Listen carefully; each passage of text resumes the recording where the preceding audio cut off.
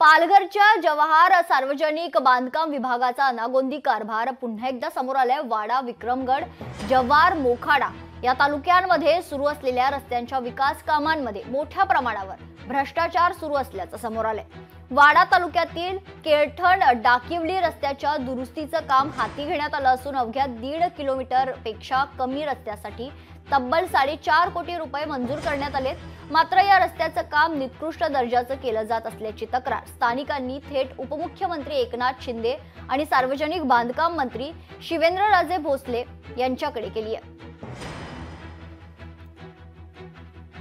तालुक्यामध्ये जर बघितला तर प्रत्येक ठिकाणी ठराविक ठेकेदार आहेत। या ठराविक ठेकेदारांना हाताशी धरून आणि बाकी तसे इथे असले तालुक्यातले बाकी ठेकेदार सुशिक्षित बेरोजगार असतील त्यांना सगळ्यांना देशोळ लावून ह्या काही ठराविक ठेकेदारांनी इथं या उच्छान मांडलेला आहे या पालघर जिल्ह्यामध्ये आणि त्यांच्याकडे हा अशा पद्धतीने सर्व अधिकाऱ्यांना मॅनेज करून बाकी लोकांना मॅनेज करून हे सगळे फुटपट्टीचं काम या ठिकाणी रस्त्याचं काम चालू आहे।